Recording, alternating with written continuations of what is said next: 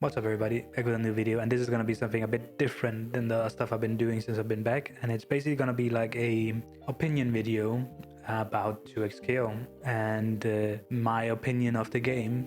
I've been doing YouTube now for a month since I come back, and I've been playing a lot of 2xKO. I think I've clocked in around 100 hours in the game, combining the the closed early access with now the open beta, whatever you want to call it. And I have about in total with both those things, I have around 600 matches, I think. And I think even if we take the first alpha test, I was also part of that. I probably clocked in another 200 matches in that thing. No, even more than that, 300 matches probably in that week. So I played the game quite a lot in different states, and I just wanted to give my opinion on it and talk about it. And in general, it can be summed up in I actually just really like the game. I think the game is really good. Like, to me, is really good. As a guy that has been playing fighting games for over 10 years now, I started playing fighting games when I was, oh my god, it's been more than 10, it's been 13 years soon.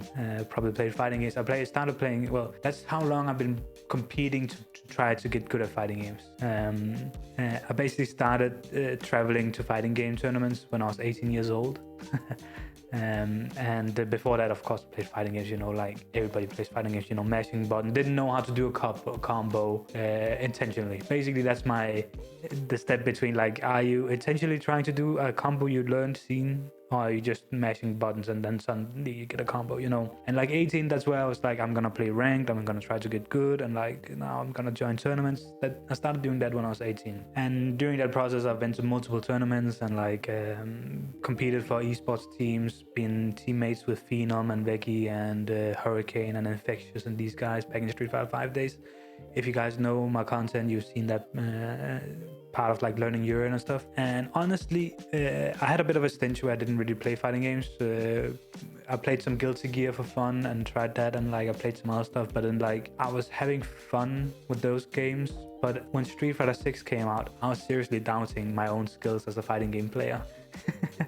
That game really, I really like Street Fighter 6 as a spectating thing, and I really think it's a fun game, but that is not a game I am generally very good at. And when I'm saying generally not very good at, I mean in the grand scheme of things. Like the max points I've gotten in Street Fighter 6 is 1900 MR with Bison and Akuma, which is, a lot of people would say, hey, that's really good. But like for my own standards and where I see myself, I felt like there was a matter of consistency I wasn't getting in that game. Anyway, neither here or there. I was just, if you don't know me, now you do.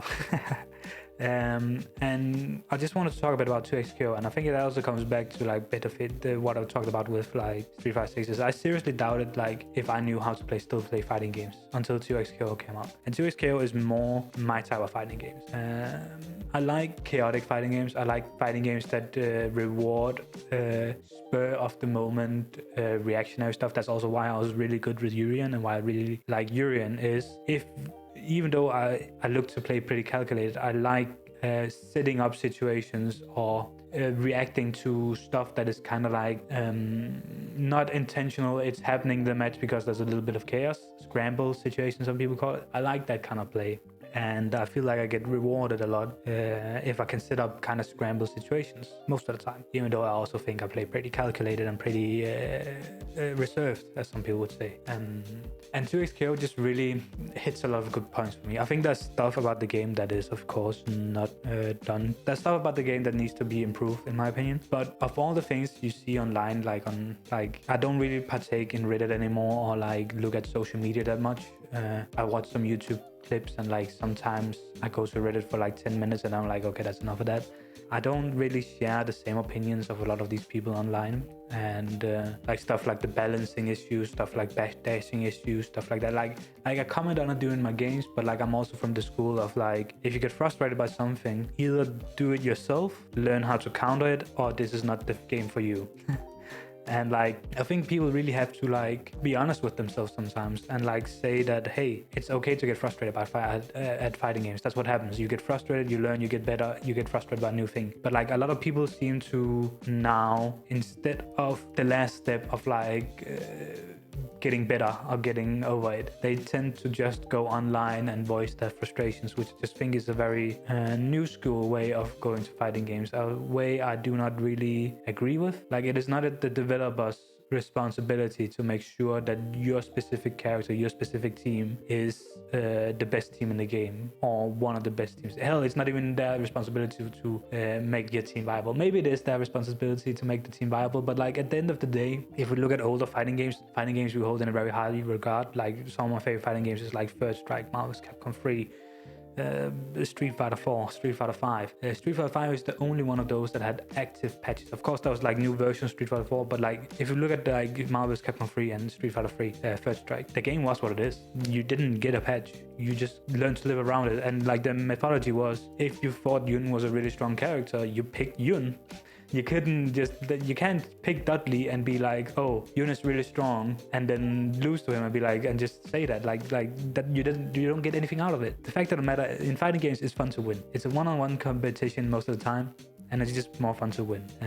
Anyway, I'm rambling a bit again, but I just want to really go under that point across that like I think a lot of people need to reevaluate how they play fighting games, especially 2xKO, and the devs is very active, maybe some would say too active in my opinion, in trying to appease a big crowd of players. I think it's fine with patches. I don't really mind the speed of which they've made patches. I'm worried if they keep this up, I'll be honest. I'm fine with balance changes, especially 2xKO feels like a game where you could, if they nerf Echo or Jinx, I just pick another character. You know, like it's not in the span of 2xKO and the time I've played it, I've played Yasuo, Ahri, Blitzcrank, Warwick, Echo, and Jinx.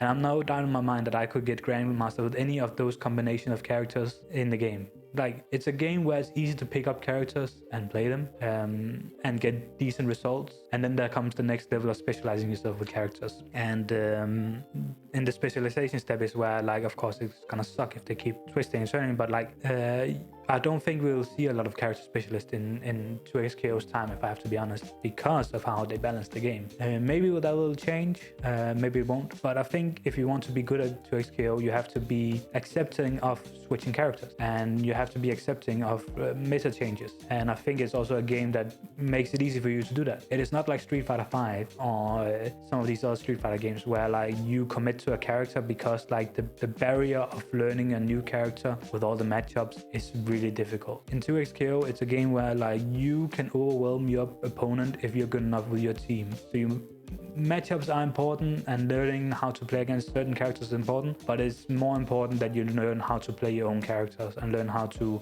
force your gameplay onto others. And that's also what we see in other modern fighting games. 2xKO is no different from that, other than that it's a tag fighter of the sort. And I don't really mind that. It's just the fact that that's how it's gonna be. If it was up to me, I would slow down the amount of balance changes. And I'm not really going to comment on the balance right now. Like, I'd say a little bit about when you see some of my other videos, how I think about the balance and what I think of it. And I don't really mind it. I'm of the adept kind of mindset, and I don't mind picking stronger characters if it turns out Jinx isn't good enough. I do think Jinx is good enough though. So that's a little bit about like 2xKO and the balance and that sort of thing. And like, I generally just really like the game. Even with those shortcomings, I still like it. I think the rank system is really fun. I know some people also talked about they don't really like the way that it's a non-MMR based system that is like the League of Legends own take. I don't really mind it. I think it works fine. It makes me want to play the game because it doesn't feel like I get punished a lot. Street Fighter 6's rank system, and I'm gonna compare this game to Street Fighter 6 because that is Street Fighter 6 is the blueprint for all fighting games in my opinion. The game, in terms of its systems, in terms of like the overall support, is absolutely amazing. Like, no doubt about it. Where it falters is a bit on like the balancing side and like updates and like character releases and stuff. But the systems in the game, and not talking like drive rush and whatever, I'm talking specifically like how MMR ladder system resets, how you get special colors for ranked for your characters if you complete a certain amount of games with them, and that like all those things around wanting to make you play the game is absolutely amazing, and you can't fault the game. The replay system's amazing, and that's where 2XKO lacks, is some of these parts of the game. Like, I feel like you can very much feel it's a bit of a scrapped thing right now, and I don't know where their focus is, but stuff like I cannot spectate the number one player in America on my European server.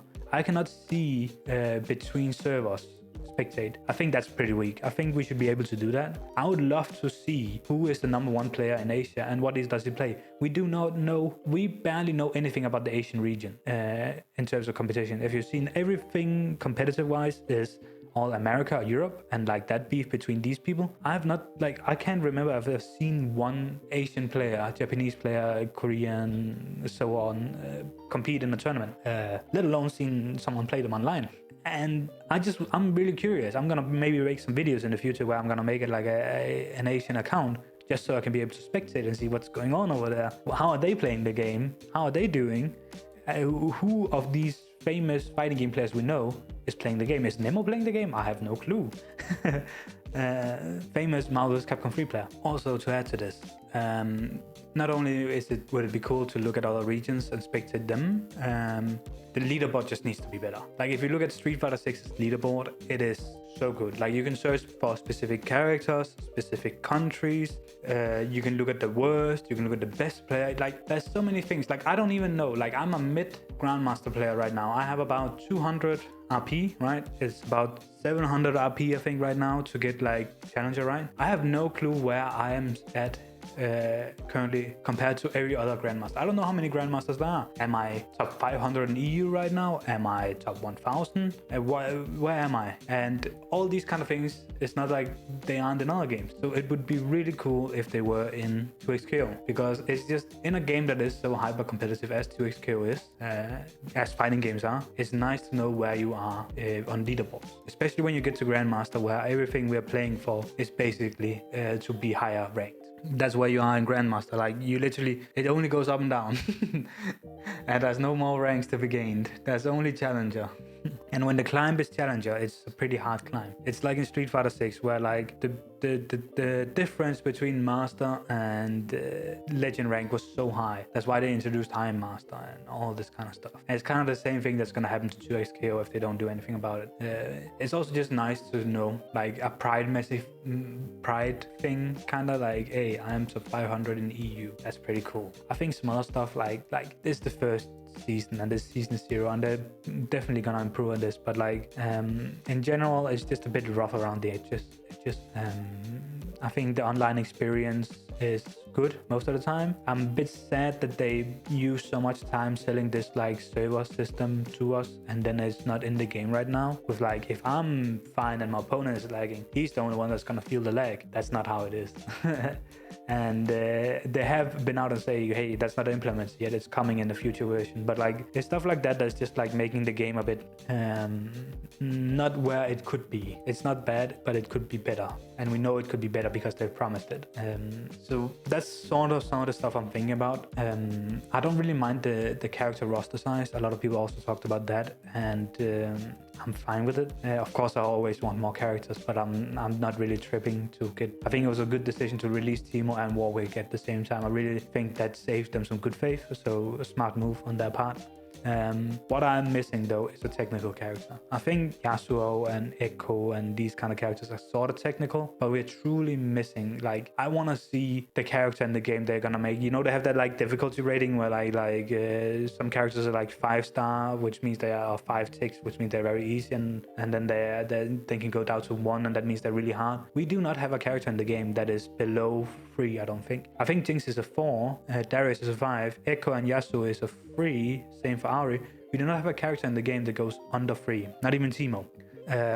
So I really want to see what a once. If they think they are freeze, they must have something planned for something that is really technical, and I really look forward to see what that is in this game. And that is how, hopefully, when those kind of characters are introduced, we're gonna start to see more character loyalists be introduced too. I could imagine myself being a character loyalist to a really difficult character if the character is fun and rewarding, which means like I have to be rewarded for how good it is. Like, Like, I played a lot of Sato and Guilty Gear Strive. I think at the start of the game, he was really rewarding for how difficult he was. I loved him. Same for Urian, very hard character to learn because of all the setups and all the things you have to be able to keep in mind as you're playing the game. Very rewarding, and as those characters got nerfed because they were really strong, when people started learning them, suddenly they weren't as rewarding as they used to, but still was as difficult, which just makes it not very fun to play as. So I really look forward to see if they can nail that. Anyway, that's just some of my opinions of the game. In general, I really think the game is doing really well. I really have no like specific complaints about the game. I think people that are complaining a lot about the game needs to reevaluate why they're playing the game, if I have to be honest. Of course, I want as many people as possible to play the game, but like at the end of the day, you're the one that's controlling your own time, and I get some people learn by complaining. Like, they complain, then they go in and figure out why they complained, and then they get better. I just feel like that last step is kind of missing nowadays, and hopefully that changes. But yeah, that was some of my ramblings of a madman. Hope you guys enjoyed this small talk. I didn't want to make it too long. Short and short. If there's any Riot dev watching this, love your game. Careful with overbalancing. Fix your replay system so I can spectate other regions. Give us a technical character. That's basically all I'm asking for. Besides that, really fun game. Really fun game. Love it, and I'm gonna keep making videos on it. Hope you guys have an amazing day wherever you are in the world, and I'll see you guys later. Bye bye.